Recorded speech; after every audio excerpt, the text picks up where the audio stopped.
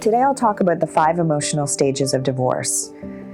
Divorce is the second most stressful life event, next only to the death of a spouse. I might argue that divorce can be harder for some because losing a spouse is very personal when your spouse chose to leave by divorce. With any major loss in life, like divorce, there are stages of grief that each individual suffers through, which I will explain in detail. Welcome to Divorce Talk. I'm Michelle Smith, and I'm glad you're here. If you're a new viewer, I want to welcome you to the Divorce Club, the club that no one wants to join. But I can guarantee you this, you can and you will get through your divorce. If you haven't seen previous episodes, I'm a newly trained divorce coach who's been surrounded by divorce, not by choice, my entire life. I'm a child of divorce. I've personally been divorced twice.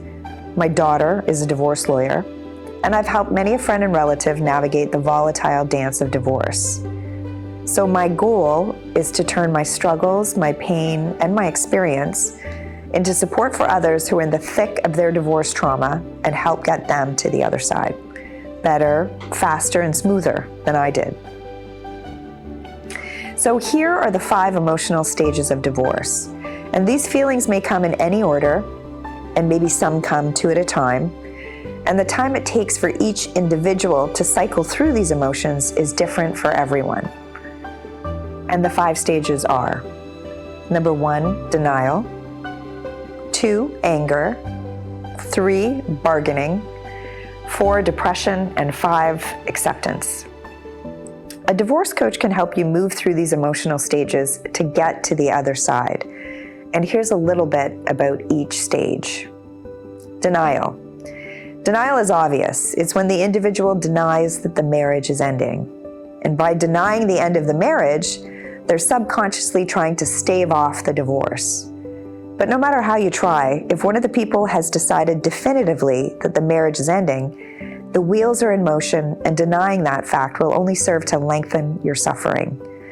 We've all heard the expression, rip off the Band-Aid, and that's obviously easier said than done. But facing the end of your marriage is important.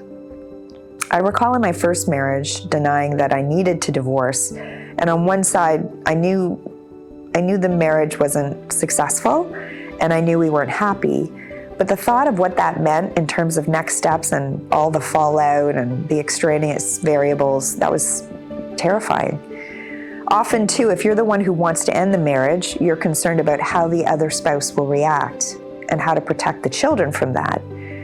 And if you're not the one in favor of ending the marriage, you might feel utterly deflated and out of control. There is invariably always a point in which there is no return, and facing the music is always better than hiding your head in the sand. But having been through it twice, I totally understand why people can remain in this denial stage for some time. Every case and situation is different, and every case is difficult. And denial can be a difficult stage for some people, specifically the people who maybe didn't choose to end the marriage. So let's move into number 2, which is anger. It's a huge one. And it's normal to be angry. It's normal to be angry the marriage didn't work. It's normal to be angry at how hard you tried. You could be angry at the spouse who wronged you. And for me personally, this was a very difficult stage to move past. In my second divorce, most specifically. I felt very wronged at that point in time, and my anger spilled into all aspects of my life, which wasn't helpful at all. I had therapy to deal with my anger, and it still lasted quite a long time. I'd say an unhealthy amount of time, if I'm being honest. But again, we all have different emotional reactions and experiences. A divorce coach can help you identify your anger and move through it. But we always need to feel it. We can't bury it, or it will resurface again when we least expect it. A lot of time when you're angry, you focus or you ruminate on why the divorce happened, or you play the blame game. I know I did, but that is not productive. My anger lasted for years, and that was not beneficial to me, my children, my friends, or my work. So as I mentioned, part of me sharing my experience is to help you deal with your divorce better, faster, and smoother than I did. Let's move into number 3, which is bargaining. I think of bargaining as almost playing an irrational game with ourselves or a truce with a higher being. So people go back in time and they try to hypothetically change what already happened. For example, you might say, if I didn't always complain, then he or she may not have ended the marriage. And then you might make a promise to yourself that you won't do it again. Or you may even try to save the marriage with these promises to your spouse. And people do this when they feel the pain is too heavy to bear. The important thing when bargaining is to recognize what you're doing and that it is irrational, and try to move out of the past and into the future. For me personally, bargaining wasn't a big part of my emotional process, but it can be for many. Now, number 4, depression. It's the devastating D word, and depression can suck the life out of anyone if it's not identified and if it's not managed accordingly. We all know what depression is, but we only truly understand how disastrous it is if we've experienced it or if we've been close to someone who has. It's important when you're depressed to allow yourself to feel the pain and find ways to express your emotions. You may want to share your feelings with someone you trust, a close friend or a family member, a therapist or a divorce coach. You may wish to journal if that's helpful to you. I strongly suggest exercising when you're depressed. It's a surefire way to help you feel stronger and to help you relax. You may want to join a divorce support group and share your experiences with people who are going through a similar situation. But it's important to be kind to yourself.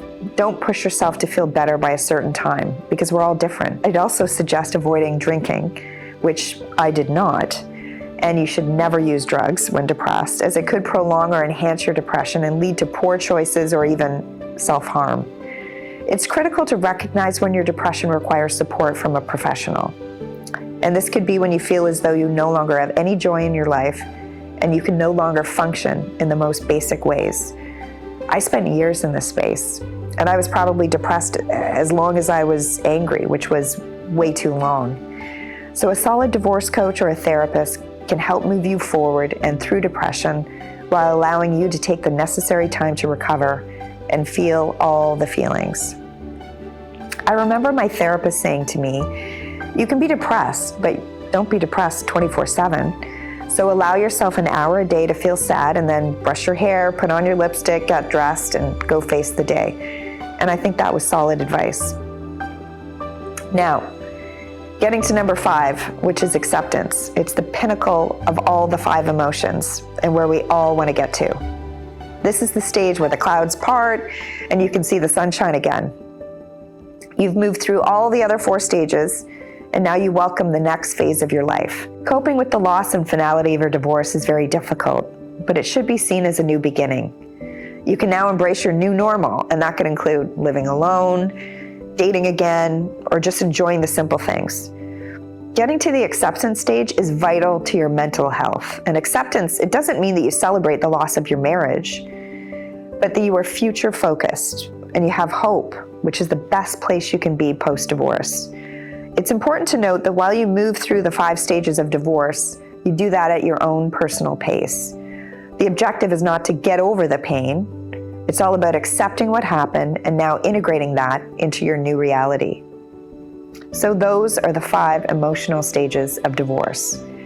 If you find this helpful, I'd love it if you hit subscribe. It's free to you, and it helps me help you with more divorce-focused support content.